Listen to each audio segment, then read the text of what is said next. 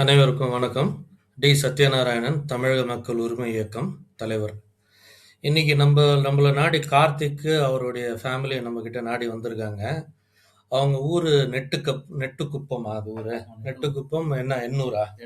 எண்ணூர்ல வந்து பாத்தீங்கன்னா அவங்க வந்து வீட்டுல வந்து சுவாமி சிலைகளை வச்சு வழிபடுறாங்க. என்ன சுவாமி பேர் அது? சிவசக்தி தட்சிணகாளி. தட்சிணகாளி சுவாமி வச்சு வழிபடுறாங்க சிலைகளை வச்சு. அந்த மாதிரி வழிபடும்போது அந்த ஊர் மக்கள் இவர்கிட்ட வந்து பொய்யான தகவலை ஊர்ல பரப்பி இந்த சிலையை வைக்கிறதுனால ஊர்ல அன்நேச்சுரல் டெத் ஆகுது அப்படின்னு சொல்லி என்ன பண்றாங்க, ஒரு ஒன் ஃபைன் டே இவங்க வீட்டுல இல்லாத பொழுது வீட்டுல புகுந்து லோக்கல் போலீஸோட சப்போர்ட்டோட, தாசில்தாரோட சப்போர்ட்டோட சட்ட விரோதமாக கடப்பாறையை வச்சு சாமி சிலைகளை பேத்து எடுத்துட்டு போய் தாசில்தாரை அவங்க ஆபீஸ்ல வச்சிடுறாங்க. அதை தொடர்ந்து ஹைகோர்ட்ல ரிட்டு போடுறாரு கார்த்திக். ரிட்டு போட்டப்போ ஹைகோர்ட் வந்து கிளியரா சொல்லிருச்சு, இது வந்து மூட நம்பிக்கை. ஒரு அரசாங்கம் சார்ந்த நிறுவனங்களை பொதுமக்களோட மூட நம்பிக்கைகள் ஊக்குவிக்க கூடாது. ஒரு சிலையை வந்து வீட்டுல வைக்கிறதுனால அந்த ஊர்ல அன்நேச்சுரல் டெத் ஆகணும்னு சொல்றது இது வந்து மூட நம்பிக்கை, இது சயின்ஸுக்கு எதிரான செயல்னு சொல்லி ஹைகோர்ட் ஜட்ஜ்மெண்ட் பாஸ் பண்ணிருக்கு. ஸோ ஜட்ஜ்மெண்ட்ல என்ன சொல்லியிருக்கு, அதுக்கப்புறம் இந்த அரசாங்க அதிகாரிகள், அதாவது M5 போலீஸ் இன்ஸ்பெக்டர் சந்திரமோகன் உட்பட ஏசிடிசி எல்லாம் இவங்க எப்படி ஒரு ஹைகோர்ட் ஆர்டரை வந்து வந்து வயலேட் பண்ணி சட்டவிரோதமாக செயல்படுறாங்கன்றதை பற்றி டீட்டெயிலாக அப்புறம் நம்ம பேசுவோம். ஃபர்ஸ்ட் கார்த்திக் வந்து ஃபேக்ட்ஸ் நீங்கள் சொல்லுங்கள், எங்கேருந்து இந்த பிரச்சனை ஸ்டார்ட் ஆச்சு அப்படின்றத கொஞ்சம் விளக்கமாக சொல்லுங்கள், மக்களுக்கு தெரியணுன்றதுக்காக. சொல்லுங்கள். ஃபஸ்ட்டு நாங்கள் வந்து சாமி சிலை வந்து எங்கள் குலசாமியை வந்து நாங்கள் வந்து வீட்டில் விற்கிறதுக்காக நாங்கள் வீட்டில் எங்கள் ஃபேமிலிக்குள்ளே முடிவு பண்ணி நாங்கள் சிலையை எடுத்துன்னு வந்து நாங்கள் வந்து அடித்தோம். நாங்கள் அடித்த சிலை வந்து மகாபலிபுரத்தில் வந்து தான் வாங்கின்னு வந்தோம். சிலையை வாங்கின்னு வந்து வீட்டில் வச்சு, அது ஊருக்காரருக்கு எல்லாருக்கும் தெரியும், தெரியாமலாம் யாரும் இல்லை. தெரிஞ்சு அப்போ வச்சு என்னை கூப்பிட்டு கண்டிச்சு வச்சிருக்கலாம், சிலை வந்து ஊரில் வரக்கூடாது, அது வரக்கூடாதுன்னு சொல்லியிருக்கலாம். அவங்க சொல்லலை. நான் கும்பாபிஷேகத்துக்கு நான் என்ன பண்ணேன், லாஸ்ட்டாக கும்பாபிஷேகம் பண்ணுறதுக்காக ஊருக்கு நோட்டீஸ் அடிச்சேன். நோட்டீஸ் அடிச்சு என்ன பண்ண, எல்லா நிர்வாகம் எங்க ஊர்ல செட்டியாருன்னு சொல்லுவாங்க. கும்பாபிஷேகம்னா வந்து நீங்க வீட்டுல பிரதிஷ்டை பண்றது. கும்பாபிஷேகம்னா பொதுவா கட்டி பண்றது, அதுக்கு அர்த்தம் வந்து கும்பாபிஷேகம் கிடையாது. பிரதிஷ்டை பண்றதுக்காக என்ன பண்ண, நோட்டீஸ் அடிச்சு எல்லாருக்கும் கொடுத்தேன். கொடுக்கும் போது உங்க வீட்லயே கோவில் வச்சு சாமி வச்சுட்டோம், குலசாமிய, அதனால இவங்க யார கேட்க போறாங்கன்னு சொல்லிட்டு என்னை விட்டுட்டாங்க. விட்டு நானும் வந்து பிரதிஷ்டை பண்ணி வச்சு 34 நாளா அம்மா வந்து சுத்த சைவத்தில் தான் வச்சிருந்தேன் சாமியை.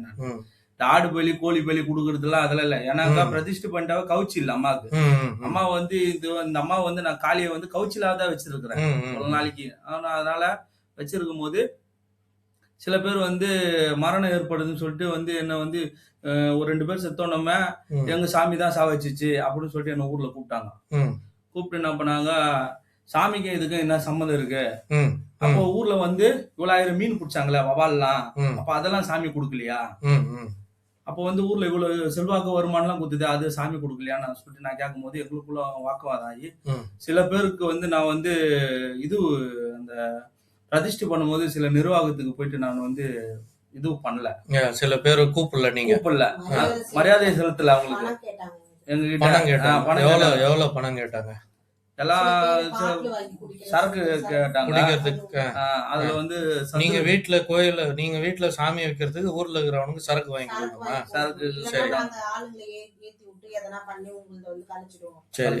அப்புறம் சரி நான் என்ன பண்ணேன், காசு யாரு கேட்டா, எவ்வளவு கேட்டாங்க, எதுக்கு காசு? காசு என்னன்னா அதான் எங்களுக்கு காசு மேல எங்களுக்கு சரக்கா கொடுத்துரு. நாங்க சரக்கு சந்துருன்ற ஒரு நிர்வாகத்துக்கு நான் சரக்கு கொடுத்தேன். கொடுத்தா அவருக்கும் சாப்பிட்டு விட்டு போயிட்டு நான் வந்து கும்பாபிஷேகத்துக்கு இதுக்கு பிரதிஷ்டைக்கு வந்துடுறேன்னு சொல்லிட்டு பண்ணாரு. சுரேஷ் என்ற ஒரு நிர்வாகி வந்து அவரு எதுக்குமே இல்லாத பட்சத்துல அவர் இருந்தாரு. அவர் வந்து ஏதோ தொழிலுக்கு போயிட்டு வந்தாரு. அவர் என்ன ஏதுன்னு நிலவரம் அவருக்கு தெரியாததுனால அவர் என்ன பண்ணாரு, எங்க வீட்டு பிரதிஷ்டைக்கு வந்து சேர்ந்துட்டாரு. வந்து அவருக்கும் ஒரு கலசத்தை கொடுத்து தலப்பா கட்டி கலசத்தை கொடுத்து அவர் வந்து மரியாதை செலுத்தணும். நாங்க செலுத்தினால அவர் மேல வந்து செட்டியார்ல இருந்து அவர் எடுத்துட்டாங்க, விலக்கிட்டாங்க. எப்படி வந்து ஊரு மீறி நீ வந்து அவன் வீட்டுக்கும் கும்பாபிஷேகத்துக்கு நீ இதுக்கு போன, பிரதிஷ்டைக்கு நீ எப்படி போன, அதனால இன்னும் வந்து செட்டியார் வந்து நாங்க எடுத்துறோம்னு சொல்லிட்டு எடுத்துட்டாங்க அவங்களையும். ம், ம். அவர் எடுத்து எங்க வீட்டுக்கு வந்ததுனால. இல்ல செட்டியார்ல இருந்து எடுத்துறதுன்னா என்ன அது செட்டியார் அர்த்தம் வந்து என்ன? எடுத்துட்டாருன்னா விளக்கம் என்ன அதுக்கு? விளக்கம் என்னன்னாக்கா, அவர் வந்து ஊர்ல இப்போ வந்து இப்போ 10 பேர் செட்டியாரு. ம். அவங்க சொல்றது தான் இந்த ஒரு 1000 பேர் கேட்கணும். ஆ, ஆ, ஆ. ஓ ஒரு அப்படி. 1000 பேர் சேர்ந்து ஒரு தலைவர் போட்டுக்கிறா போல. சரி, சரி. 10 தலைவர் போட்டாங்க. ம். அதுல வந்து யார்கிட்டயும் பேசக்கூடாதுன்னா ஆ, பேசக்கூடாது. 7 4 5 தலைவர்களுக்கு நாங்க இது எத்தனாவது வார்டு இது சென்னையில? வார்டு ஒண்ணு. Ward ward 1. அதுக்கு வார்டுக்கு கவுன்சிலர்னு இருக்காரா? கவுன்சிலர் இருக்கிறாரு. கவுன்சிலர் எங்க ஊரை எங்க ஊர் அவருக்கு இந்த தகவல்லாம் சொன்னீங்களா இந்த மாதிரி பிரச்சனை பண்றாங்கன்ட்டு? அவருக்கு எல்லாமே தெரியும். கேட்கவும் இல்ல. ஆ. நாங்க வந்து இந்த தகவல் வந்து நாங்க சொன்னோம் அவர்கிட்ட. ம், ம். ஆனா வந்து அவருக்கு இதுக்கான முயற்சியும் சொல்ல எங்களுக்கு அட்வைஸும் சொல்ல எதுவும் வந்து எங்களுக்கு பண்ணல. சரி, அந்த ஊர் கவுன்சிலரா இருந்தவர். சரி. அதுக்கப்புறம் அப்புறம் என்ன பண்ணோம், இல்ல அவனை வந்து நான் ஊருக்கு கூப்பிடுங்கன்னு சொன்னாங்க. ம். அப்போ வந்து இது வரிசையில வந்து பிரதிஷ்டை பண்ணி ஒரு 30 நாள் வந்து நாங்க பிரதிஷ்டை பண்ணி இருக்க வரைக்கும் ஊர் அமைதியா போச்சு. ம். 30 நாளுக்கு மேல வந்து ஒரு கூட்டம் மாதிரி எங்க ஊர்ல வந்து மாசத்துல ஒரு நாள் 26ஆம் தேதி வந்து அந்த கூட்டம் போடுவாங்க. ம். அதுல வந்து ஊர்ல இருக்கிற எல்லா ஆண்களும் வருவாங்க. அந்த நிர்வாகம் செட்டியாருங்கன்னு ஒரு 10 பேர் ம். அவங்க முன்னிலையில இந்த கூட்டம் நடக்கும். ம். இந்த கூட்டம் நடக்கிறப்போ இவங்க அப்பாவையும் இவரையும் கூப்பிட்டு இவங்க தம்பி இவங்க 3 பேர் தான். ம், ம். அதனால என்ன பண்ணுவாங்க, ஊர்ல கூட்டம் கூட்டினாங்க. கூட்டி வரிசையில இதெல்லாம் எந்த மாசம் எப்ப நடக்குது இது இதெல்லாம்? வந்து நான் பிரதிஷ்டை பண்ணா அடுத்த மாசம் 3ஆம் மாசம் நடக்குது. பிரதிஷ்டை எப்ப பண்ணீங்க? 16ஆம் தேதி 2ஆம் மாசம் நான் பிரதிஷ்டை பண்ணேன். சரி. ஆனா வந்து இது 30 நாள் கழிச்சு மறு மாசம் 3ஆம் மாசம் 3ஆம் மாசம் ம். 12ஆம் தேதிக்கு மேல இந்த இதுவெல்லாம் நடக்குது. நான் மறுபடியும் அதே 16 18 வந்து நான் சரி. complaint இப்ப வந்து குடிக்கிறதுக்கு சரக்கு கேட்டாங்க நீங்க வீட்டுல சாமி வைக்கிறதுக்கு. அப்புறம் வந்து காசு கேட்டாங்க. காசு கேட்டாங்க. எவ்வளவு காசு? எதுக்கு கொடுக்கணும் காசு? காசு ஏன்னா வந்து அந்த நிர்வாகம் 10 பேர் வந்து நம்மளுக்கு சப்போர்ட் பண்ணி அந்த ஊர் மக்கள் கிட்ட பேசுவாங்க. எதனா ஒருத்தர் வந்து இது பண்றப்போ நாங்க பாத்துக்கிறோம். நாங்க ஒரு 10 பேர் நாங்க நாங்க ஒரு காசு செட்டிங் கொடுத்தோம்னா போட்டனா நாங்க சாமி நீ வச்சுக்கலாம். ஓ இப்ப அந்த நிர்வாகத்துக்கு நீங்க காசு கொடுத்தா அவங்க வந்து ஊரை சமாளிச்சிருவாங்க. சமாளிச்சிருவாங்க. அந்த காசு வந்து நாங்க வந்து அதுல ஒரு சில பேர் 2 பேர் வந்து நம்ம கிட்ட நேர்முகமா கேட்டதுனால நாங்க இதுனா எக்ஸ்டார்ஷன் மாதிரி இருக்கு. மிரட்டி பணம் புடுங்குற மாதிரி இருக்கு அது. நிறைய நடக்குது சார். சரி. அதனால வந்து நாங்க இப்போ நீங்க வந்து அந்த 10 பேரோ 20 யாருக்கோ அந்த நிர்வாகத்துக்கு காசு கொடுத்துட்டீங்கன்னா அவங்க சொன்ன ஊரு கேட்டுருவாங்களா? கேட்பாங்க. அந்த மாதிரி இப்ப கூட இந்த 10 நிர்வாகம் வந்து சேர்ந்து ஊர்ல போயிட்டு எங்களால ஒண்ணும் பண்ண முடியாது. இந்த சிலையை அவங்க வச்சு வழிபட்டோம். யாரும் எந்த பிரச்சனையும் பண்ணாதீங்க. இந்த மாதிரி மறியல்ல உட்காராதீங்கன்னா அந்த ஊர் கேட்கும். அப்படியா? சரி, கேட்கும். ஏன்னாக்கா இது கட்ட பஞ்சாயத்து போல அப்படியே நடத்திட்டு நடக்குறாங்க. சரி, சரி. சங்கம் அது சங்கம்னு சொல்றதுலாம் சும்மா இது சங்கம்லாம் வந்து இல்ல. இப்ப வந்து இது கிராம நிர்வாக சங்கம்னு சொல்லிட்டு அவங்க வந்து ரெஜிஸ்டர் பண்றேன்னு சொல்லிட்டாங்க. ம். ஆனா இந்த கிராம நிர்வாக சங்கத்துல எங்களுக்கு யாருமே இன்னும் உறுப்பினர் கார்டு கொடுக்கல. ம். நாங்க யாருமே அதுல உறுப்பினராகவும் இல்ல. ம். அந்த இல்லாத பட்சத்துல இவங்க வந்து அந்த நிர்வாகத்தை வந்து சங்கமா உருவாக்கி நாங்க இது மூலியமா இதை செய்யலன்னு சொல்லிட்டு இதுல இருந்து அவங்க தப்பிச்சுக்கிறாங்க. ம். ம். சங்கம்னா சங்கம் ரெஜிஸ்டர் பண்ணி அந்த ஊர் மக்கள் நல சங்கம் மாதிரி. யாரும் வந்து உறுப்பினர் அதுல அது வந்து ஆகல. ரிஜிஸ்டர் பண்ணல. அது ஒரு கணக்கு வழக்கம் காட்டல ம், ம், எங்களுக்கு. ம். இந்த செலவாகுதுன்னு ஒரு சந்தா பைசானா அது ம், ம். யாருக்குமே எங்களுக்கு தெரியாது. ம். ம். சொல்லுங்க, சொல்லுங்க. எங்களுக்கு யாருக்குமே அது தெரியாது. ம். ஆனா வந்து இப்ப வந்து இந்த கம்ப்ளைண்ட் ரேஸ் ஆகுறப்போ இந்த ஊர்ல வந்து ம். இந்த மாதிரி கிராம நிர்வாக சங்கம் இருக்குதுன்றது இப்பதான் எங்களுக்கு தெரிய வருது. ம். ம். ம். ம். இது வரைக்கும் எங்க ஊர் மக்களுக்கு யாருக்குமே அது தெரியாது. இப்ப அதுல எத்தனை பேர் இருப்பாங்க மெம்பர்ஸ்? மெம்பர்ஸ்னு பார்த்தா 1000 பேர் கிட்ட இருப்பாங்க. இல்ல சங்கத்துல மெம்பர் ஆயிருக்காங்க. யாருமே அந்த சங்கத்துல சங்கத்துல member இல்ல ஆயிட்டு சார். ஊர் மக்களை நான் கேட்கல. அந்த சங்கத்துல எத்தனை மெம்பர்ஸ்? யாரும் இல்ல சார். சங்கம்ன்றது ஒண்ணு அப்படி இல்ல. இவங்களா ஏற்படுத்திக்கிட்டாங்க. ஓ சங்கத்துல குறைஞ்சபட்சம் 7 பேர் இருக்கணும். அதுதான் சார் இப்ப அவங்க ரெஜிஸ்டர் பண்ணிருக்காங்க sir. Tamil Nadu society registration act பிரகாரம் இப்போ சங்கத்துல 7 பேர் எங்க இருக்கணும். ஊர்ல வந்து வருஷத்துக்கு ஒரு வருஷம் ஒரு வருஷத்துக்கு ம். 10 பேர் வந்து நியமிப்பாங்க ஊருக்கு. ம். அவங்க வந்து இந்த ஊர் பொறுப்புலாம் பாத்துன்னு Election எல்லாம் வைக்க இதெல்லாம் மாட்டாங்க. எலெக்ஷன் வைக்க மாட்டாங்க. இதெல்லாம் பாத்துன்னு சொல்லிட்டு ஊரா ம். தேர்ந்தெடுத்துப்பாங்க. ம். அதுக்கு அடுத்த வருஷம் வந்ததுன்னா அவங்களை எடுத்துட்டு வேற ஒருத்தர் போடுவாங்க. அந்த நிர்வாகத்திலேயே சார் படிக்கிறவங்க வந்து படிப்பறிவு இல்லாதவங்க 2வது படிச்சவங்க 1வது படிச்சவங்க எல்லாம் அந்த நிர்வாகத்துல போடுவாங்க. ம். அப்போ இப்ப இருக்கிற ஜெனரேஷனுக்கு வந்து படிச்ச பசங்க எல்லாம் வந்து இருக்கிறாங்க. ம். அப்போ இவங்களுக்கு வந்து இப்போ நம்ம கோட் ஆர்டர் பத்தி அதனாலதான் இவங்களுக்கு தெரியல. ம். ம். இப்ப அது படிச்சவங்களா இருந்தா அந்த கோட் ஆர்டர் பத்தி அவங்களுக்கு சரி. தெரியும். இப்ப நான் என்ன கேக்குறேன்னா என்ன மூல காரணம்னா எதுக்கு உங்க வீட்டுல வைக்க கூடாது? நீங்க பணம் கொடுக்கலன்றதுனாலயா இல்ல யாருக்காவது குறிப்பிட்ட நபர்கள் மரியாதை செலுத்தலன்றதுனாலயா இல்ல டைரக்ட் காரணம் என்ன? சார் குறிப்பிட்ட ஆளுங்களுக்கு மரியாதை செலுத்தல சார். நாங்க சரி. சின்னமா மரியாதை செலுத்தினா என்ன பண்ணணுமா? கூப்பிட்டு அவங்களை கூப்பிட்டு இது போல வந்து தலப்பா கட்டி நாங்க வந்து அவங்களுக்கு வந்து கலசத்தை கையில கொடுத்து இந்த அவங்க எடுத்துட்டு சாமி போய் நாங்க சிலையை வந்து நாங்க கூப்பிடணுமா? வைக்கணும்னா அது முதல்ல வந்து பொதுவா ஒரு இவங்கள போய் கலந்து பேசணுமா. உங்க வீட்டுல நீ சாமி சிலை வைக்கணும்னா ம், அதுக்கு எங்க கிட்ட நீங்க அனுமதி வாங்கணும். அப்படின்னு சொல்றாங்க. அப்படி சொல்றாங்க. கேக்குறாங்க. நீ யாரை கேட்டு இந்த சிலையை வச்சேன்னு கேக்குறாங்க. என் கொலை சாமி என் வீட்டுல வீட்டுக்குள்ள வச்சுக்கிறது நான் யாரையும் கேட்க தேவையில்ல. யாரையும் ரோட்ல கேட்க வச்சாதான் கேட்கணும். இது வந்து ஊர் அதுவும் கட்டுப்பாடு. தனி ஆளுங்களை கேட்கணும் அவசியம் கிடையாது. கவர்மெண்ட் கிட்ட தான் கேட்கணும். அதுதான் அதுல சார். ஒரு நிர்வாகம் சொல்றாரு சார். அவர் என்ன சொல்றாருன்னா, உங்க ம். வீட்டுல வச்சுட்டு இல்லப்பா, இது விட உங்க யார் கேட்க போறோம்னு சொல்றாங்க. ம். லாஸ்டா அவரே அந்த நிர்வாகத்தை விட்டு எடுத்துட்டாங்க. அவரே நம்மளுக்காக அப்படி பேசணும். யாராவது ஒருத்தர் நமக்கு சப்போர்ட் பண்ணி இல்ல இதுதான் நாயே நாங்க எதனா பேச வந்தா அவங்களே அவங்களே எடுத்துறாங்க. சரி, எடுத்துட்டாங்க. நெக்ஸ்ட் அப்புறம் அப்புறம் என்ன எடுத்துட்டு ஆச்சு? என்ன பண்ணாங்க, வர்ஷிகார் வந்து கூப்பிட்டாரு. வர்ஷிகார்னா ஊருக்குன்னு ஒரு ஆள் இருப்பாரு. ஆ, அவர் கூப்பிட்டு எங்களை இட்டுன்னு போனதுக்கு வந்து ஊர் மந்திரியா, ஊர் ஊர் கவுண்டர் மந்திரி மாதிரி. போல. ஊர் மந்திரி ஆமா, தான். மந்திரி சார் போல. அவர் வில்லேஜ்ல எல்லாம் ஊர் கவுண்டரு வந்து கத்தின்னு வருவாரு. இந்த மாதிரி வந்து ஊர்ல தண்டோரம் கூட்டம் போட்டாச்சு. போடுறாங்க. தண்டோரம், right. எல்லாரும் வந்து கூட்ட தண்டவாங்கன்னு சொல்லிட்டு இப்போ தெருவுக்கு தருமபுரி சைடுல எல்லாம் ஊர் கவுண்டரு, ஊர் மந்திரின்னு இருப்பாங்க. அவருக்கு ஒரு சம்பளம் கொடுத்து ஊர்ல போட்டு வச்சிருக்காங்க. ஆமா, ஆமா. அவர் வந்து கூப்பிட்டாரு. போனா நானும் எங்க அப்பா எங்க தம்பி எல்லாமே போனோம். ம், போனதுக்கு வந்து எங்க அப்பா ஒரு 65 வருஷமா அந்த ஊர்ல வாழ்ந்த மனுஷனை போயிட்டு, ஆ, நீ எந்த ஊர்ரா? ம். என்னடா இங்க வந்து எந்த ஊர்ல வந்து நீ கோயில் கட்டினாருன்னு யாரு கேக்குறது இது? அது கேக்குறது வந்து சச்சிதானந்த, ம், சாந்தகுமார், தினகரன். தினகரன், ம். இவங்க 3 பேர் தான் அங்க ஃபர்ஸ்ட் எத்தனை வாதம் பண்ணி எங்களை சண்டை போட்டுக்கு எடுக்கிறாங்க. அடிக்க வருது. அப்ப என்ன பண்றாங்க, அடிக்கும் போது என்ன பண்ணாங்க, எழுந்து வரும்போது நான் சொன்னேன், நான் எந்த இல்ல ஊரா? தனிப்பட்ட முறையில அவங்களுக்கு என்ன பிரச்சனை? நீங்க சிலையை வைக்கிறதுனால, உங்க வீட்டுக்குள்ள சிலையை வச்சுக்கிறதுனால அவங்களுக்கு என்ன பிரச்சனை? அதான் சார் அவங்கள போய் நான் கூப்பிடல. அவங்களுக்கு வந்து பணம் கொடுக்கல நிர்வாகத்துக்கு. ஓ, இந்த நீங்க சொல்ற அந்த 10 பேர்ல மரியாதை இவங்க எல்லாம் செலுத்தல. வருவாங்க. ஆமா. இவங்க எல்லாம் ஒண்ணா சேர்ந்துட்டாங்க. ஆ, சரி, மரியாதை சரி. செலுத்தல. இந்த ம். காரணங்கள்லாம் வச்சு இவன் வீட்டுல வந்து இந்த சாமி வைக்க கூடாது. ம். யார் ஊர்ல வந்து யார் வந்து வைக்கிறது? ம். என் ஊர்ல வந்து வைக்கணும்னா நாங்க காலங்காலமா நாங்க வாழ்றவங்க.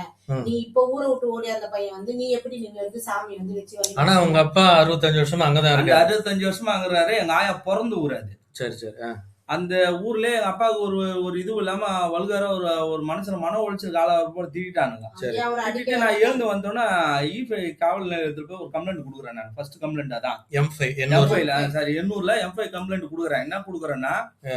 எங்களை வந்து எந்த எந்த இடத்துல இருந்து ஓடி அந்த பையன் ம், நீ உனக்கு வந்து இந்த ஊர்ல வரி இல்ல, வாசல் இல்ல, இதோட அவன் கூட அடிச்சு நிறவுங்கடா ம். அப்படின்னு இந்த 3 பேர் சொன்னதுனால ம். ஒரு 20-30 பேர் அங்க கேக்குறாங்க. ம். அப்ப கேட்டதுனால என்ன பண்ணாங்க, நம்ம முன்னாடியே போய் கம்ப்ளைண்ட் கையில கொடுத்துட்டு, ம். சார் எங்களுக்கு வந்து இது போல பேசுறாங்க, எங்களுக்கு தண்ணி கொடுக்க மாட்டாங்க, எங்களுக்கு வந்து கரண்ட் கட் பண்ணணும்னு சொல்றாங்க. ம். அப்புறம் வந்து எங்களுக்கு வந்து கரண்ட் வந்து இவங்க எப்படி ஈபி தானே கட் பண்ணோம்? இவங்க எப்படி இவங்க கட் சொல்றாங்க பண்ணுவாங்க? சார், எங்ககிட்ட அங்கேயே சொல்றாங்க. கரண்ட் கொடுத்ததே நாங்கெல்லாம் ஊர்க்காரங்க வந்து கையெழுத்து போட்டுதான் நீங்க வாழ்ற வீடு கரண்ட் கொடுத்தது. ம். இப்ப அந்த கரண்ட் அதே கரண்ட்டை நாங்க எடுப்போம் கையெழுத்து போட்டு. ம். நீ இந்த சாமியை எடுக்கலன்னா உங்களை ஊரை விட்டு ஒதுக்கி வச்சு கரண்ட் எடுத்துட்டு யாருக்கிட்டயும் பேசக்கூடாதுன்னு சொல்லிட்டு 10,000 ஃபைன்.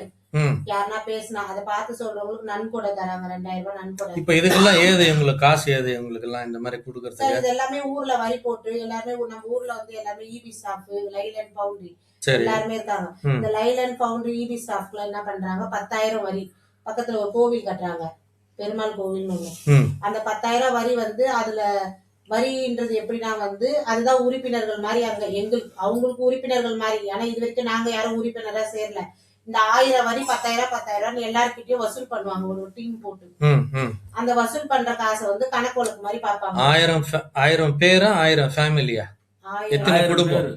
1000 குடும்பம் வந்து கம்மியா இருக்கும் சார். 1000 பேருக்கு 10,000 ரூபாய் எப்படி வாங்குவாங்க? தனித்தனியா ஒவ்வொரு ஆளுக்கு 10,000 வாங்குவாங்க. இல்ல ஐயா, ஃபேமிலிக்கு மாசம் மாசம் சார். சார், இப்போ இப்போ ஒரு வீட்ல வந்து இப்ப இவங்க அப்பா, இவங்க தம்பி, இவரு 3 பேரு. ம். இந்த 3 பேர் தனித்தனி வீடு இருக்கா, இபி தனித்தனி ஸ்டாப்புக்கு குடும்பம். வந்து 5000 ரூபாய். மாசம் 10,000 ரூபாய்னா அவங்க கிட்ட கார்பஸ் ஃபண்டே கோடிக்கணக்குல அதான் இருக்கும் போல சார் இருக்கு. 3 மாசம் வசூல் பண்ணாங்க. இல்லைங்க சார், அதான் 1 கோடி ரூபாய்ல அந்த ராமர் கோயில் கட்டுறாங்கல்ல, ஆ. அது வந்து ஊர்ல வசூல் பண்ணி தான் கட்டுறாங்க.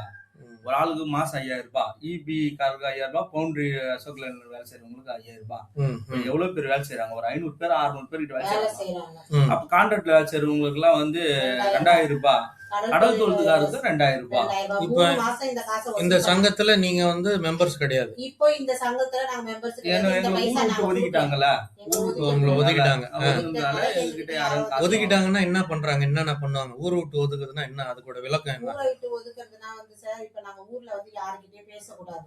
யாரும் வந்து எங்க கிட்ட பேசக்கூடாது முதல்ல. ம். அடுத்து வந்து பிள்ளைங்களோட விளையாடக்கூடாது, பேசக்கூடாது கண்டிஷன் போட்டு. உங்க பசங்க கூட ஆமா. அவங்க என்ன படிக்கிறாங்க உங்க பசங்க? என் பையன் ஒருத்தர் 12th படிக்கிறான், ஒருத்தர் 11th படிக்கிறான், ஒருத்தர் வந்து பாப்பா 8th படிக்குது.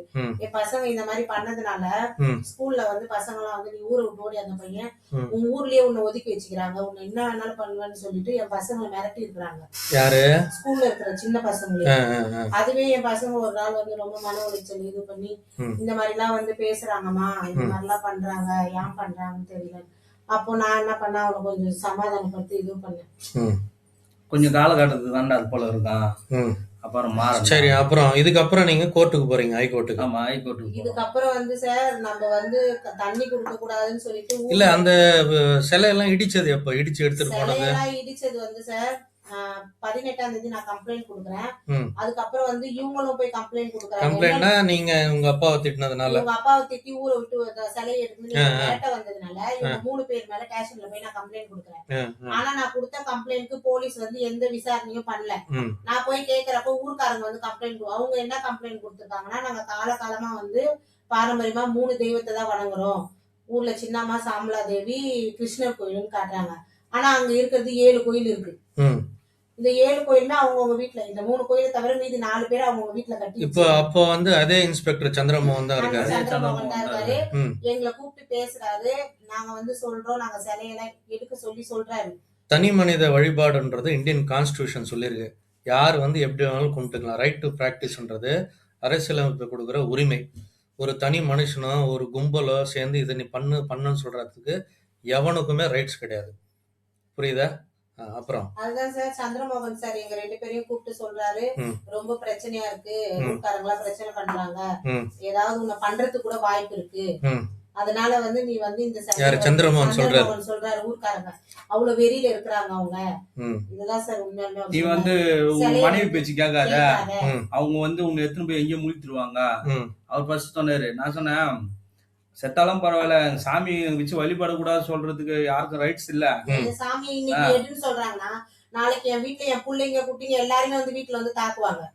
அப்ப அதுக்கு யார் வந்து இப்ப இன்னைக்கு இதை நான் கேட்டாதான் நாளைக்கு என் பிள்ளைங்களுக்கு வந்து அந்த இடத்துல வந்து பாதுகாப்பு. சரி, அப்புறம் இதுக்கப்புறம் வந்து இடிச்சதெல்லாம் எப்போ? இடிச்சது வந்து சார் இப்போ அதுக்கப்புறம் வந்து தாசில்தார் வந்து நம்ம ஏரியாவுக்கு வராங்க. ஏரியாவுக்கு வரப்ப அவங்க வந்து நம்ம சாமி வந்து உங்க சாமியை வந்து பாக்குறாங்க. இதுனா வந்து இத்தனை அடி செலவிச்சதுக்கு நீங்க பர்மிஷன் வாங்குனீங்களான்னு கேட்டாங்க. சரி, இடிக்கிறதுக்கு முன்னாடி நோட்டீஸ் ஏதாவது கொடுத்தாங்களா? இல்ல சார். எப்படி நீ வச்ச ஷோகாஸ் நோட்டீஸ் கேட்டு? நான் கேட்டேன் சார். நாங்க ஸ்ட்ரைட்டா வந்து இடிச்சிட்டாங்க, நோட்டீஸ் எல்லாம் கொடுக்கல. நாங்க கேக்குறோம், நீங்க எங்க சிலை இன்னைக்கு எடுத்து வந்துக்கிறீங்கன்னா எங்களுக்கு பேப்பர்ல நோட்டீஸ் கொடுக்குறீங்களா, எந்த இடத்துல நோட்டீஸ் கொடுக்கணும்னு கேட்டோம். நோட்டீஸ் எல்லாம் நாங்க எல்லாம் எடுத்து வர முடியாது, இடிக்கிறது ரூல்ஸ். நீ என்ன இப்படி நீ யாரை கேட்டு நீ வந்து சிலை வச்ச? நான் கேக்குறேன், நான் யாரையும் மேம் கேட்கணும்? என் வீடு, என் வாசல், நான் வாழ்ற வீட்டுல நான் சிலை, என் சாமியை கொலை சாமியை வச்சு நான் கோயில வரல, என் சாமியும் நான் பூஜை பண்றதுக்காக நான் அதே மாதிரி நான் வந்து சொல்றேன் சார். இந்த மாதிரி வந்து எல்லார் வீட்லயுமே வச்சிருக்காங்க. நான் எல்லார் வீட்டுல வச்சிருக்க எல்லாரும் இது ஒரு வீட்டுல புத்து வச்சிருந்தாங்க. புத்துல இருந்து பூச்சி எல்லாம் வருது. இதெல்லாம் நான் போய் காமிக்கிறேன் அவங்க தாசில்தார். இந்த சாமி மட்டுமே அவங்க டார்கெட் பண்ணி என்ன பண்ணிட்டாங்க, நீ எடுத்தே ஆகணும், எடுக்கிறதுனா வந்து போலீஸ்ல வந்து நீ கையெழுத்து போடலன்னா எடுக்கிறதுக்கு நீ கையெழுத்து போடணும், இல்லன்னா வந்து நான் உன்னை இப்பயே ஜீப்ல ஏத்திட்டு போயிடுன்னு சொல்லிட்டு சொன்னாங்க. சகாராணி தாசில்தார் பேர் வந்து சகாராணி. சகாராணி அவங்க போய் கிறிஸ்டின். அவங்க கிறிஸ்டினா இருந்தனால தவறா பேசினாங்க. அவங்க இந்த சாமியெல்லாம் எந்த இடத்துலயுமே வச்சு வழிபட மாட்டாங்க அப்படின்னு சொன்னா. அப்ப நான் கேட்டேன், எங்க சாமியை பத்தி பேசுறதுக்கு உங்களுக்கு யார் வந்து பிரஸ் மீட்டிங் கொடுத்தாங்க. அப்ப வந்து நாங்க ஒரு பிரஸ் மீட் கொடுத்தாங்க. இதெல்லாம் கொடுத்தோம், வர வச்சோம்ல. அவதூறா அவங்க பேசிருக்காங்கன்னு சொல்லிட்டு பிரஸ் மீட் கொடுத்தது சனிக்கிழமை சார். ஞாயிற்றுக்கிழமை ஒரு நாள் டைம், திங்கக்கிழமை வந்து நாங்க வீட்லயே இல்ல. இப்ப இருக்காங்களா அவங்க தாசில்தார் சகாராணி? இருக்கிறாங்க, வேற இதுக்கு மாறி போய்க்கிறாங்க. சனிக்கிழமை வந்து இது பண்ணாங்க. 24ஆம் தேதி வந்து எங்க சிலையை வந்து அன்னைக்கு பிரஸ் எல்லாம் வரதுனால எடுக்கல. ஞாயிற்றுக்கிழமை ஒரு நாள் போய் திங்கக்கிழமை வந்து 24ஆம் தேதி 3வது மாசம் வீட்டுல வந்து எங்க சித்தி மட்டும் 3வது மாசம் சித்தி மட்டும் தான் இருந்திருக்காங்க. அதுக்கு இடையில வந்து ஆர்டிஓ வந்திருக்காரு. வந்து இவங்க எங்க போயிருக்காங்கன்னு கேட்டிருக்காரு. அப்புறம் வந்து ஏசி வந்திருக்காரு. ஏசி வந்து எங்கன்னு கேட்டிருக்காரு. யாரு ஏசி பேர் என்ன? ஏசி வந்து வீரகுமார் தான் வந்திருக்காரு. வந்து கேட்டிருக்காரு. இதெல்லாம் நடந்த பிறகு நாங்க வந்து பாரிஸ்ல வந்து ஸ்டே வாங்கறதுக்காக அங்க இருக்கிறோம். அங்க இருக்கிறப்போ எங்களுக்கு ஒரு 3 மணிக்கு வந்து இந்த மாதிரி இடிக்க வந்துட்டாங்க. எல்லாருமே கடப்பாறையும் எல்லாமே எடுத்துன்னு எல்லாருமே உள்ள போர்ஸா வந்துட்டாங்க. கிட்டத்தட்ட ஒரு 100 போலீஸ் கிட்ட வந்துட்டாங்க. அப்படின்னு சொல்லிட்டு போன் வருது. ம். போன் வந்த பிறகு நான் என்ன நாட்டுல வந்து ரொம்ப முக்கியம் இந்த பிரச்சனை. இருக்கிற பிரச்சனை எல்லாம் விட்டுட்டு இடிக்கிறது ரொம்ப நாட்டுக்கு ரொம்ப அவசியமான பிரச்சனை அது. அப்புறம் அதுக்கப்புறம் சார் அவங்க நாங்க வீட்டுக்கு போய் ரீச் ஆகுறதுக்குள்ளேயே ம், சிலையெல்லாம் இடிச்சு ம், எல்லாத்தையுமே எடுத்துட்டு போயிட்டாங்க. நான் வீட்டுல போனோன்னு எந்த சிலையுமே இல்ல, எதுவுமே இல்ல. ம், சாமிக்கு போட்டிருந்த தாலி, ம், சாமி மேல போட்டிருந்த நகை எல்லாத்தையும் சேர்த்து மொத்தமா எடுத்துட்டு போயிட்டாங்க இடிச்சு. ம், ம், எதையுமே எடுத்து கொடுக்கல. ம், அதுக்கப்புறம் நான் வீட்டுல போனா சிலையெல்லாம் எதுவுமே இல்ல. அங்க இருந்து போனோடனே அழுந்து அந்த இடத்தெல்லாம் இடிச்சு ம். அப்புறம் அந்த இடத்தையே சேதம் பண்ணி ஒரு வழியாக்கிட்டு போயிட்டாங்க. அதோட தான் சார் நாங்க வந்து லாயர் பார்த்து ஹைகோர்ட்ல போய் ஒரு ரிட்டு ஃபைல் பண்றோம். ம். இது எல்லாமே வீடியோ எவிடன்ஸா ஃபைல் பண்ணோடனே நம்மளுக்கு வந்து ஜட்ஜ்மெண்ட் காப்பி வந்து நம்மளுக்கு உடனே கொடுத்துறாங்க. ஹைகோர்ட் ஆர்டர் பண்ணி உங்க வளாகத்துல உங்க சிலையை வச்சு வழிபடலாம்னு சொல்லிட்டு ம், ஹைகோர்ட் ஆர்டர் எங்களுக்கு கொடுக்குறாங்க. ம். அப்ப ஹைகோர்ட் ஆர்டர் கொடுக்கும் போது போலீஸ் வந்து நாங்க போய் கம்ப்ளைண்ட் கொடுத்துட்டு சிலையை எங்க கையில் கொடுக்கணும்னு சொல்லிட்டு தாசில்தார் வந்து ம், மரணத்தை போலீஸ் போட்டாங்க நம்ம வீட்டுக்கு. ம், போட்டு என்ன பண்ணிடுறாங்க, சிலையை கொடுக்குற டைம்ல வந்து ஊர்க்காரங்க பிரச்சனை பண்ணி இன்ஸ்பெக்டர் இதுல கொஞ்சம் உடந்தையா இருந்து ம். என்ன பண்ணிட்டாரு, சிலையை வராத அளவுக்கு பண்ணிட்டாரு. கேட்டா நாங்க போய் கேஞ்சிரோம் நாங்க சகாராணி மேடம் கிட்ட. இல்ல உடந்தன்னா என்ன உடந்த? உடனேனா வந்து நாங்க ஊருக்கு போய் support சிலையை பண்ணுவா சார் கேட்கறப்ப அவங்க. வந்து இந்த மாதிரி கோர்ட் இந்த ஆர்டர் மாதிரி கோர்ட் ஆர்டர் இருக்குன்னு அவருக்கு தெரியுமா? தெரியும். தெரியும் சார். கோர்ட் ஆர்டர் இருக்கு, ம், எங்களுக்கு வந்து சிலையை ஒப்படைங்கன்னு சொல்லிட்டு கேட்கறப்ப வந்து எங்களை வந்து ஒரு மீட் மாதிரி வைக்கிறாங்க. ஆய்வாளர் சந்திரமோகன் சாரு, சகாயராணி மேடம், அப்புறம் வந்து ஊர்க்காரங்க ஒரு 10 பேர் வைக்கிறப்ப ஏசி டிசிக்கெல்லாம் வரல. வரல, யாருமே வரல. இவங்க வரைக்கும் வந்துட்டு ம், தாசில்தார் ஆபீஸ்ல வந்து ஒரு மீட் மாதிரி வைக்கிறாங்க. அங்க வந்து சொல்றாங்க இவங்க வந்து ஒரு ரிட்டு இது போட்டிருக்காங்க சார், அப்பீல். ம், அந்த அப்பீல் வந்து நம்பரே ஆகல. நாங்க கோர்ட் ஆர்டரோட போய் உட்கார்றோம், எங்களுக்கு எந்த பதிலும் சொல்ல. ஊர்க்காரங்க கேக்குற அந்த அப்பீலுக்கு வந்து டைம் கொடுக்குறாங்க. தாசில்தாரா ம், இன்ஸ்பெக்டர் ம், ம்.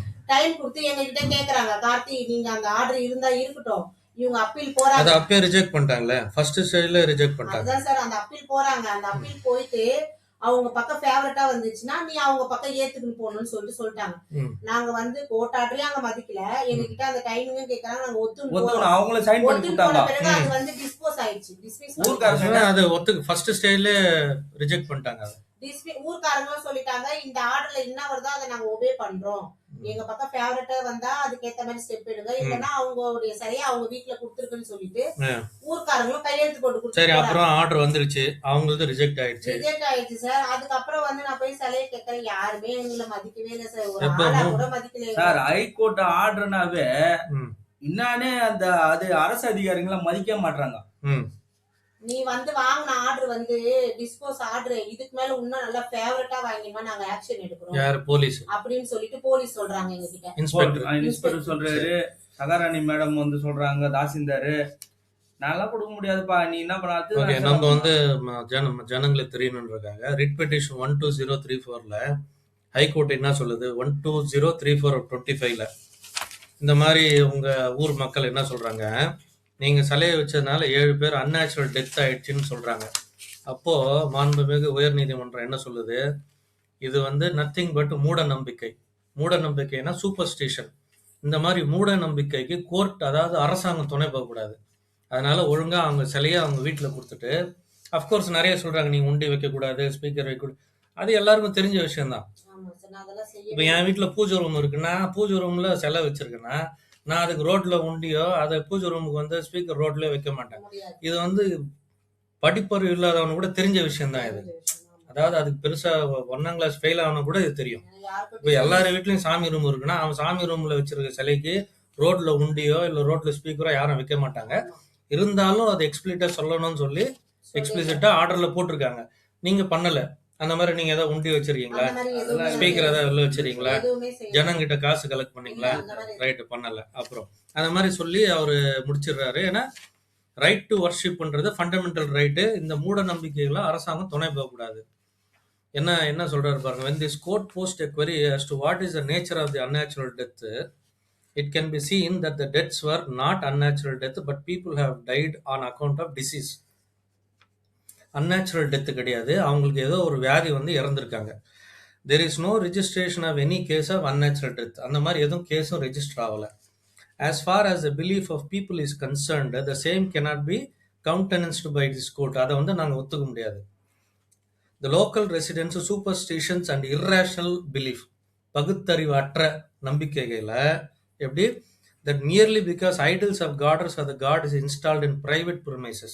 ஒரு தனி வீட்டுக்குள்ள ஒருத்தன் வீட்டுக்குள்ள கடவுளோட சிலைகளை வைக்கிறதுனாலயே எப்படி இந்த மாதிரி யாராவது இறந்துட்டாங்க அப்படின்னு சொல்றது வந்து சயின்டிபிக் பிரின்சிபல்ஸ் எதிரானது அப்படின்னு கிறிஸ்டல் கிளியரா சொல்லியிருக்காரு.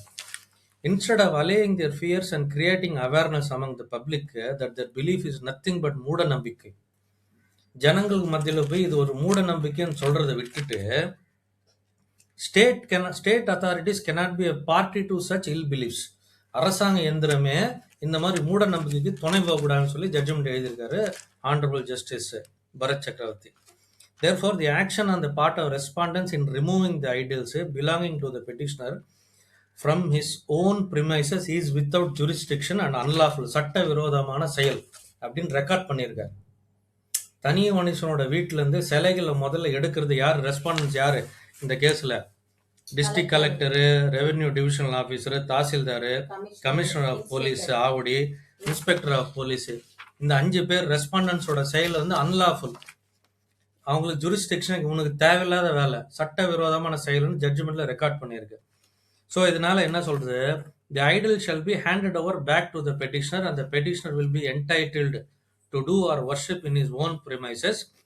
நீட்லெஸ் டு மென்ஷன், கரெக்டாக கேளுங்க, needless to mention that the petitioner cannot disturb the other peoples in the locality by installing any loudspeaker or causing any noise pollution or any other disturbance whatsoever.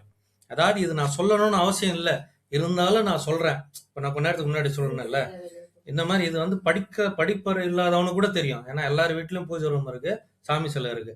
அதுக்கு நான் speaker வச்சோ ரோட்ல உண்டியோ நான் வைக்க மாட்டேன். அதனால என்ன சொல்றாரு ஜட்ஜு? நீட்லெஸ் டு மென்ஷன், இது நான் சொல்ல வேண்டிய அவசியம் இல்லை, இருந்தாலும் நான் சொல்றேன். என்ன சொல்றேன்?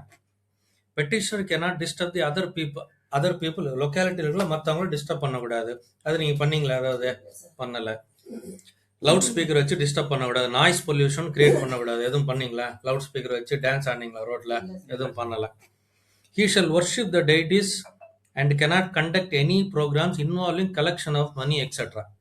நீங்க வந்து கடவுளை வழிபடலாம், ஆனா காசு கலெக்ட் பண்ணக்கூடாது ஜனங்கிட்ட இருந்து. ஏதாவது காசு கலெக்ட் பண்ணீங்களா?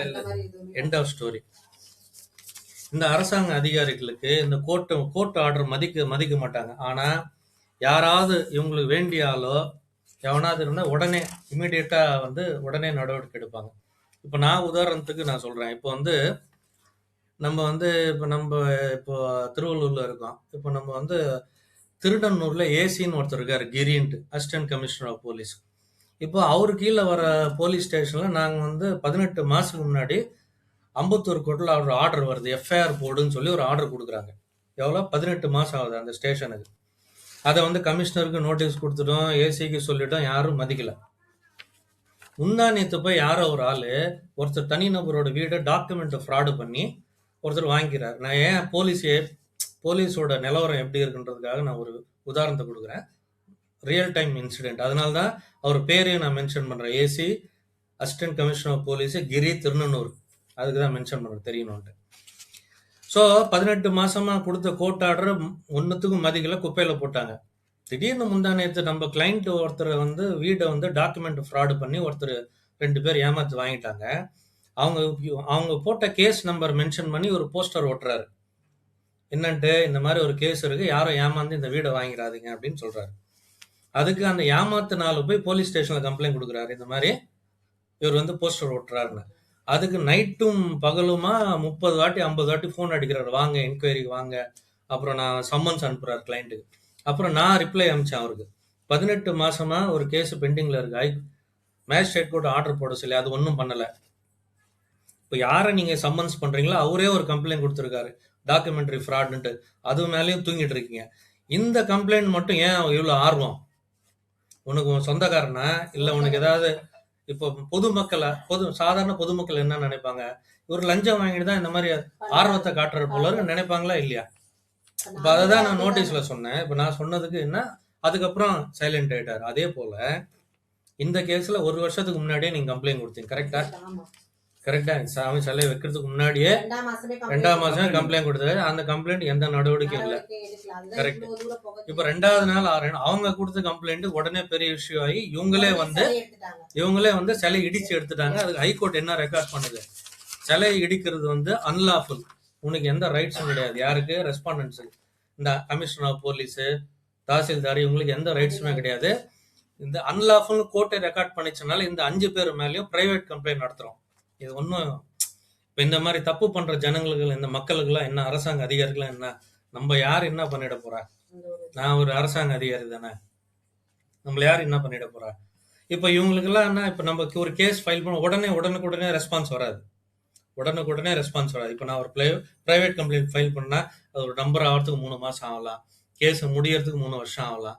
இவங்க அதிகபட்சமா அவங்க என்ன பண்ணுவாங்க, இங்கேருந்து டிரான்ஸ்ஃபர் ஆகி இன்னொரு இடத்துக்கு ஓடிடுவாங்க. தமிழ்நாட்டுக்குள்ள தானே இருப்பாங்க. நீ இடிச்சதுன்னு எவிடன்ஸ் இருக்குல்ல, ஹைகோர்ட் ஆர்டர் சொல்லிருக்குல்ல, நீ இடிச்சது சட்ட விரோதம் அன்லாஃபுல் ஆர்டர் இருக்குல்ல, எங்க போயிட்டு போறீங்க?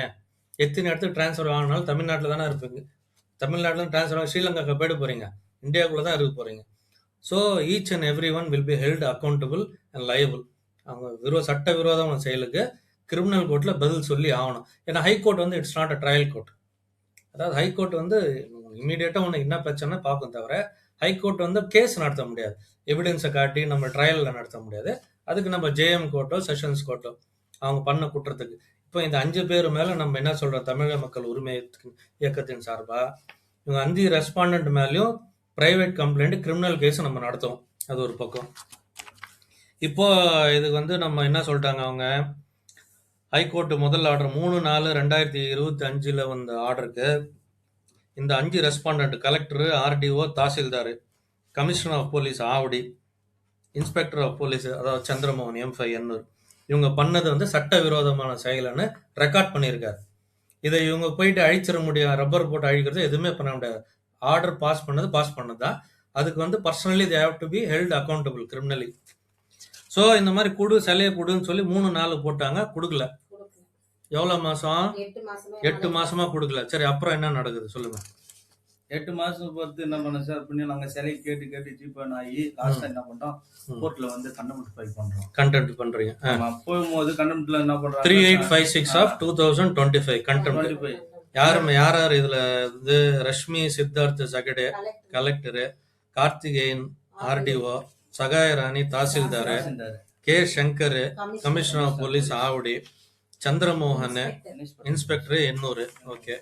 6வது வேற யாரு? Okay, Mahendran son of Sambar ஏதோ இம்ப்ளீட் ஆயிருக்காங்க. சரி, ஓகே. அப்புறம் இவங்க மேல நம்ம போட்டது வந்து கண்டெம்ட் போட்டது இவங்க 5 பேர் மேலதான் கண்டெம்ட் போட்டு நாங்க உள்ள போறப்ப வந்து எங்களை வந்து சிலையை வந்து 7 நாள் டைம் கொடுத்தாரு ஜட்ஜு. 15ஆம் தேதிக்குள்ள எங்களுக்கு சிலையை ஒப்படைக்கணும்னு சொல்லிட்டு அப்பயும் வந்து சொல்றாரு. இந்த 15 நாள்ல வந்து சிலையை ஒப்படைப்பாங்கன்னு பார்த்தா எனக்கு ஒப்படைக்கவே இல்லை. 12ஆம் தேதி அன்னைக்கு வந்து ஊர்ல வந்து கூட்டம் கூடிடுச்சு. எங்களுக்கு முன்ன ஊருக்கு தெரிவிச்சாங்க தாசில்தார், ஊர் மக்களுக்கு சிலையை கொடுக்கிற உரிமையாளர்களுக்கு வந்து எந்த தகவலும் தெரியல. ஆனா ஊர் மக்கள் தெரிஞ்சு ஊர் மக்கள் வந்து போய் உட்கார்ந்துட்டாங்க. அது என்ன பிளான் கொடுத்தாங்க இவங்க நம்மளுக்கு தெரியும். இவங்க போய் உட்கார்ந்து ஒரே சத்தமா இருக்கு என்னன்னு விசாரிச்ச பிறகுதான் சிலை இன்னைக்கு வரப்போகுதுன்றது எங்களுக்கே தெரியுது. ஆனா சிலையை வரப்போகுதுன்னு தெரிஞ்சுட்டு நாங்க என்ன பண்றோம், அட்வொகேட் கால் பண்றோம், லாயர் கால் பண்ணி காட்டி சொல்லிட்டு. சோ அதாவது வந்து அதுல என்ன சொல்றாங்க, மெஜாரிட்டி ஆஃப் மைட்டம், அதாவது வந்து ஒரு மாப் கிட்ட உங்களுக்கு முன்னாடியே போட்டு கொடுத்துறாங்க. யாரு? தாசில்தார், போலீஸ் எல்லாம். சரி. அதுக்கப்புறம் அந்த 12ஆம் தேதி அன்னைக்கு வந்து நான் வந்து இவங்க எல்லாம் வந்து எல்லா கூட்டம் விட்டு என்ன போக விடாத, நீ சிலையை வாங்க போனா உங்களை வெட்டுவோம், குத்துவோம், உங்க வீடை உடைப்போம், சிலையை உடைப்போம். யார் சொல்றது இது? ஊர்க்காரங்க. இந்த ஊர்க்காரங்களா அந்த 9 பேர். அந்த 9 பேர் அந்த நிர்வாகம், அவங்கதான் நிர்வாகம், கீ ஆக்டர்ஸ், அவங்கதான் எல்லாத்துக்கும் சூத்திரதாரி. அப்புறம் இவங்க பண்றப்ப எனக்கு வந்து பயம் வந்துச்சு சார். அப்போ வந்து என்ன வந்து இன்ஸ்பெக்டர் வந்து ஸ்டேஷனுக்கு வர சொல்லி கால் பண்றாரு. கால் பண்ண உடனே எங்க லாயர் என்ன பண்றாங்க, இன்ஸ்பெக்டர் கூப்பிடுறாங்கன்னு எங்களை கூட்டிட்டு போறாங்க. கூட்டிட்டு போனா அங்க இன்ஸ்பெக்டர், ஏசி, டிசி 3 பேருமே இருந்தாங்க உள்ள. உள்ள போறப்ப எங்களுக்கு வந்து அட்வைஸ் பண்றாங்க, இந்த மாதிரி ஊர்ல பாருங்க இவ்வளவு கூட்டம் கூட்டிடுச்சு, ஓட்டர் ஆர்டர் கையில வச்சுனாராம். எங்களுக்கு வந்து ஒரு நல்ல வார்த்தை சொல்லி கோர்ட் ஆர்டருக்கு காட்டி நாங்க எட்டு போய் சிலையை வைக்கிறோம், அதே போல வார்த்தையா அவங்க விடாம எங்களை மீண்டும் மீண்டும் பயம் கொடுத்துறாங்க. பாருங்க எவ்வளவு கூட்டம் இருக்கு, ஒருத்தவங்க கூட கொந்தளிச்சு போயிருக்கிறான்பா. ஏசி சொல்றாரு வீரகுமாரு கொந்தளிச்சிருக்கிறாருப்பா, வெட்டுவான்பா, உன்னை குத்துவான்பா அப்படின்னு சொல்றாரு. இன்ஸ்பெக்டர் சந்திரமோகன் சொல்றாரு. அவர் என்ன சொல்றாருன்னா, ஊர்க்காரெல்லாம் உங்க காலில் உழு வைக்கிறோம்பா, சிலை எங்க எடுத்துன்னு போய்ப்பா. சார், நான் செத்தாலும் என் சாமி உள்ள வச்சுதான் நான் சாவேன். நீ வெட்டுவன் குத்தம் தர. அப்ப ஹைகோர்ட் ஆர்டருக்கு என்ன சார் மரியாதை இருக்கு? கிடையாது, மரியாதை கிடையாது. என்ன சார் மரியாதை இருக்கு? அப்ப படிப்பறிவு இல்லாதவன் ஒரு ஹைகோர்ட்டுக்கு போய் மரியாதை கொடுத்துருந்தா 3 நாள் வந்துருச்சு ஆர்டர். நான் சொன்னேன், எனக்கு படிப்பறிவு இல்ல சார், ஆனா இருந்தாலும் சட்டத்தை எப்படி மதிக்கணும்னு சொல்லிட்டு உள்ள போய் ஹைகோர்ட் ஆர்டர் வாங்கிக்கிறேன். அந்த ஹைகோர்ட் ஆர்டர் படிச்சாலும் உங்களுக்கு சட்டமே தெரியல சார். அப்ப எனக்கு என்ன சார், அப்ப பொதுமக்கள் எனக்கு நீங்க பாதுகாப்பு கொடுக்க மாட்டீங்க. ஒரு ஊர்ல ஒரு 9 பேர் சொல்லி ஒரு ஊரே திறந்து போயிருக்குதாங்க, அவங்களுக்கு நீங்க பாதுகாப்பு கொடுப்பீங்களான்னு சொல்லிட்டு நாங்க கேட்கறோம். அதிகாரிகளா பணத்துக்கு விலைக்கு போயிட்டாங்கன்றதால நம்ம கோர்ட்டை நம்பி போறோம். கோர்ட் மூலமா நம்மளுக்கு வந்து நல்ல ஒரு இல்ல பணத்துக்கு வேலை போறாங்களோ இவனுங்க ஆளுக்கு பயப்படுறாங்களோ எதுக்கு போறாங்களோ தெரியல. சட்டத்துக்கு பயம் கிடையாது. எங்களுக்கு ஒழுங்கான ஆளுங்களா இருந்தா கோர்ட் ரெக்கார்ட் பண்ணது நீ பண்ணது அன்லாஃபுல்னு சொல்லி இருக்குன்னா இது வந்து உச்சகட்ட அவமானம். வேற யாரும் அந்த வேலையை விட்டு போயிட்டு இருக்கணும். கோர்ட் ஹைகோர்ட் ஆர்டர் ரெஜிஸ்டர் பண்ணிருக்கு, நீ வந்து வித்தவுட் ஜூரிஸ்டிக்ஷன் அண்ட் அன்லாஃபுல்னு சொல்லியிருக்கு. சரி, போலீஸுக்கு தான் படிப்பறிவு இல்லைன்னு வச்சுக்கிட்டா கூட இவங்க தாசில்தார் கலெக்டருக்குலாம் கிடையாதா? ஒரு கலெக்டர் வந்து ஒரு கோர்ட் ஆர்டர் சொல்லுது அன்லாஃபுல்னு சொல்லுது. சரி, நம்ம போடுவோம் பிரைவேட் கம்ப்ளைண்ட், நம்ம போடுவோம். இந்த எல்லாம் 5 பேர் மேலேயும் பிரைவேட் கம்ப்ளைண்ட் கன்ஃபார்ம் போடுறோம். எங்க வேணாலும் டிரான்ஸ்ஃபர் வாங்கிட்டு போட்டோம். அப்புறம் சார் சிலையை வந்து எடுத்துன்னு வந்தாங்க. நான் என்ன பண்ணேன், அன்னைக்கு வந்து நாங்க போன சிலையை குடுக்கல, அதுக்குள்ளே கூட்டம் கூட்டிட்டாங்க. ஆனா வந்து அதுக்குள்ளேயே இவங்க வந்து 15 வெள்ளிக்கிழமை தான் 12, சனி ஞாயிறு வந்து லீவு போட்டு திங்கக்கிழமை 15 இவங்க குடுக்கணும்னா சனிக்கிழமைக்குள்ள குடுக்கணும். எனக்கு குடுக்கல. அதுக்குள்ளேயே இவங்க என்ன பண்ணிட்டாங்க, ஊர்ல வந்து எங்களை வெட்டுவோம். நாங்க ஊர்லயே இல்ல, வீட்லயே இல்ல 3 நாளா. ஏன்னா எங்களதான் அடிப்பேன் குத்துவேன் மிரட்டிட்டு இருந்தால 3 நாள் கழிச்சு ஸ்ட்ரெயிட்டா கோர்ட்டுக்கு தான் வந்தோம். ஸ்ட்ரெயிட்டா ஃபைல் ஆச்சு, கண்டமுட்டு வந்து செலை கொடுக்கணும்னு சொல்லிட்டு பிடியும் கூப்பிட்டாங்க. கூப்பிட்டு போனதுக்கு வந்து எங்க லாயர் எல்லாம் கொஞ்சம் நான் என்ன சொல்றேன்னா, இப்ப கண்டெம்ட் ஆர்டர்ல என்ன சொல்லியிருக்காரு ஜட்ஜ், என்ன சொல்லியிருக்காருன்னா, அதான் கண்டெம்ட்ல வந்து என்ன, அது ஓகே, அது பிரச்சனை கிடையாது, அதை பத்தி எதுவும் சொல்லல. கண்டெம்ட்லயும் அவர் என்ன சொல்றாரு, மூட நம்பிக்கை, இது வந்து மூட நம்பிக்கைன்னு பதிவு பண்றாரு. இந்த மாதிரி தனியார் ஒரு தனி மனிதன் வீட்டுல ஒரு சாமி சிலையை வைக்கிறதுனால ஊர்ல யாரோ செத்துட்டாங்கன்னு சாமி சிலையை காரணம் காட்டுறது மூட நம்பிக்கை அப்படின்னு சொல்லிட்டு ஆல்ரெடி அவர் 12034 of 25 கொடுத்த ஜட்ஜ்மெண்ட்டை ரிப்பீட் பண்றாரு. Idol shall be handed over back to the petitioner and the petitioner will be entitled to do or worship in his own premises. அப்போ ஆல்ரெடி நீட்லெஸ் டு மென்ஷன்ற திருப்பி ரிப்பீட் பண்றாரு contempt ஆர்டர்ல. So இவங்க என்ன பண்ணியிருக்காங்கன்னா, paper complaints வாய் வார்த்தைக்கு இப்போ சிலையை தானே திருப்பி கொடுக்கணும், சிலையை திருப்பி கொடுத்து போயிட்டாங்க, ஓடிட்டாங்க. ஆனா ஸ்பிரிட் ஆஃப் த ஜட்ஜ்மெண்ட் என்னன்னா, சிலையை திருப்பி கொடுத்து அந்த சிலையை வீட்டுல வச்சு அவங்க வழிபாடு பண்றதுக்கு உரிமை இருக்குன்னு 2 ஆர்டர் கொடுத்தாரு. இவங்க என்ன பண்ணிட்டாங்க, சிலையை உங்க கையில கொடுத்துட்டு ஓடிட்டாங்க. ஊரு கையில அவங்களுக்கு மாட்டி விட்டு, நீங்க ஏதாவது வெட்டின்னு சாவாங்க எல்லண்டு ஆவாங்க, எனக்கு கவலை கிடையாது, எனக்கு எடுத்துருப்பாங்க விட்டுட்டு ஓடிட்டாங்க. ரைட், இது வந்து ஜட்ஜ்மெண்டோட ஸ்பிரிட்டா இவங்க ஃபாலோ பண்ணலாம். சும்மா பேப்பர் கம்ப்ளைண்ட்ஸ் அதுல என்ன சொல்லியிருக்காரு ஜட்ஜு, சிலையை திருப்பி கொடு, சிலையை தானே திருப்பி கொடு, அந்த கொடுத்தாச்சு, அவ்வளவுதான். சோ சிலையை திருப்பி வாங்கிட்டு நீங்க ஊருக்கு போனா உங்களை மிரட்டுறாங்க. எங்க வீட உடைச்சிடுவேன், சிலையை வந்து உடைச்சிடுவோம், உன்னை வச்சு நாங்க வந்து நீ இருக்கோ தானே சிலையை எடுத்துன்னு உள்ள வர, உன்னை இல்லாத அளவுக்கு பண்ணிட்டா நீ என்ன பண்ணுவ, சிலையை எடுத்துன்னு எப்படி உள்ள வருவ, அதனால பயந்துட்டு பசங்க யாருமே. ஆனா அந்த ஜட்ஜ்மெண்ட் 2 ஜட்ஜ்மெண்டோட ஸ்பிரிட் வந்து சிலையை திருப்பி கொடுன்னு மட்டும் சொல்லல. சிலை வந்து வீட்டுக்கு போனோம், தனி மனுஷனோட வீட்டுல வழிபாடு செய்யறதுக்கு அவங்க உரிமை இருக்குன்னு தான் ஆர்டர். முதல் ரிட் ஆர்டரும் சரி, 2வது கண்டெம்ட் ஆர்டரும் சரி, அதுதான் அதோட ஸ்பிரிட். ஸோ ஜட்ஜு என்ன அண்டர்ஸ்டாண்டிங்னா, திருப்பி கொடுத்துட்டா நீங்க எடுத்துட்டு போயிடுவீங்கன்ற கணக்குல அவர் கொடுத்துருக்காரு. திருப்பி கொடுத்துட்டு நீங்க ஆளை வச்சு மிரட்டுறது, மாபை வச்சு மிரட்டுறது வந்து ஜட்ஜுக்கு நாலேஜுக்கு அன்றைய தேதிக்கு இல்ல, அவருக்கு தெரியாது. நாங்க போய் ரோட்லயே நிக்கிறோம், என்ட்ரன்ஸ் தாளங்குப்பம் என்ட்ரன்ஸ்லயே எங்களை வண்டியை நிக்க வச்சுட்டு எங்க வீட்டுக்கார இறக்கி கூட்டிட்டு போயிட்டு ஏசி சாரும் இன்ஸ்பெக்டர் சாரும் ஒரு கூட்டமா கூட்டிட்டு போயிட்டு, இங்க பாரு எவ்வளவு கூட்டம் இருக்குது, கூட்டத்தை பாத்தியா இல்லையா, இங்க எது வேணாலும் நடக்கலாம், நீ சிலையை. இது எப்ப கண்டெம்ட் ஆர்டர் வந்ததுக்கு அப்புறம் லாஸ்ட். சோ இப்போ நீங்க சிலையை வீட்டுக்கு எடுத்துட்டு போல, சிலையை வெளியே வச்சிருக்கீங்க. வந்து ஐயா ஜட்ஜ் என்ன சொல்றாருன்னா, நீ போமா, என் ஒய்ஃப் பேசுறாங்க, என் ஒய்ஃப் கிட்ட பேசுறாரு, நீ போமா, போய் சிலையை வாங்கம்மா, சிலையை திரும்ப உங்க வீட்டுல வழிபடு, யாரு என்ன பண்ணாலும் 100க்கு கால் பண்ணு, அங்க வந்து இல்லையா அண்ணன் கால் ஸ்டேஷன் பண்ணி கம்ப்ளைண்ட் கொடு, கம்ப்ளைண்ட் கொடுன்னு கம்ப்ளைண்ட் சொல்றாரு. கொடுத்துட்டு போ, சரி, ஸ்டேஷன் இப்போ போலீஸ் இப்போ பாதுகாப்பு. இன்றைய தேதிக்கு நம்ம கம்ப்ளைண்ட் கொடுத்துட்டோம். சிலையை எடுத்துட்டு போனா மிரட்டுறாங்க. அந்த 9 பேர் மேலேயும் கம்ப்ளைண்ட் கொடுத்தாச்சு. அதுக்கு நடவடிக்கை எடுக்கல இன்ஸ்பெக்டர் சந்திரமோகன். இந்த மாதிரி பெண்டிங் கோர்ட் ஆர்டர் இருக்கு, அதுக்கும் மரியாதை கொடுக்கல. சிலையை மட்டும் கையில கொடுத்து போயிட்டாங்க. ஆனா அதோட உண்மையான மீனிங் என்ன, சிலை வீட்டுல எடுத்துட்டு போய் வச்சு வழிபடணும் வழிபாடு. உரிமை இருக்குன்னு தான் ஜட்ஜ்மெண்ட் இருக்கு. தவிர சிலையை கொடுத்துட்டு வீட்டுக்கு எடுத்துட்டு போகணும்ல, சிலையை வச்சு நான் என்ன பண்றது சிலையை ரோட்ல? எங்கேயுமே வைக்க முடியாத 2 நாளா வண்டியில வச்சு சுத்திட்டு சரி, இருக்காங்க. அதுக்கப்புறம் நம்ம வந்து என்ன பண்ணிருக்கோம், அந்த 9 பேர் மேலேயும் கம்ப்ளைண்ட் கொடுத்துருக்கோம்.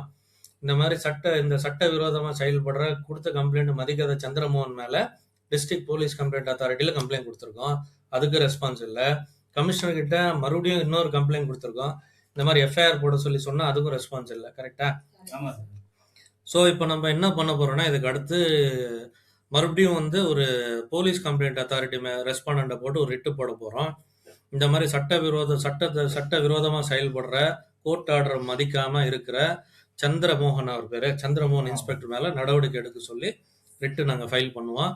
இது சட்ட ரீதியா சந்திக்கிறதுக்கு நாங்க தயாரா இருக்கோம். ஒரு தனி மனிதனை, ஒரு தனி குடும்பத்தை ஒரு கோர்ட் ஆர்டர் ஃபேவரபுளா இருக்கும் பொழுது கூட உன்னை வெட்டுவேன், குத்துவேன், ஊரை விட்டு ஒதுக்கி வைக்கிறேன்னு சொன்னா கூட போலீஸுக்கு 2-3 கம்ப்ளைண்ட் கொடுத்தாலும் மதிக்காம அந்த போலீஸு தான் தோண்டித்தனமாக நடந்து கொள்றதுனால அந்த போலீஸ் மேல நடவடிக்கை எடுக்க சொல்லி நாங்க கம்ப்ளைண்ட் கொடுத்துருக்கோம் டிஸ்ட்ரிக்ட் போலீஸ் கம்ப்ளைண்ட் அத்தாரிட்டி மேல. இதே போல அந்த ஒரிஜினல் ரிட் பெட்டிஷன்ல 12034ல 5 ரெஸ்பாண்டன்ட்டுமே வந்து சிலையை வந்து வீட்டுல இருந்து இடிச்சது, எடுத்தது இதெல்லாம் சட்ட விரோதமான செயல் அப்படின்னு கோர்ட் ஆர்டர்லயே ரெக்கார்ட் ஆயிருக்கு. என்னன்னு சொல்லி வித்தவுட் ஜூரிஸ்டிக்ஷன் அண்ட் அன்லாஃபுல். இந்த 5 அரசாங்க அதிகாரி மேல நாங்க பிரைவேட் கம்ப்ளைண்ட் ஃபைல் பண்ணுவோம். எங்க டிரான்ஸ்ஃபர் ஆகி போனாலும் இந்த நாங்க ஃபைல் பண்ண போற பிரைவேட் கம்ப்ளைண்ட்டுக்கு பதில் சொல்லி ஆகணும். நன்றி, வணக்கம்.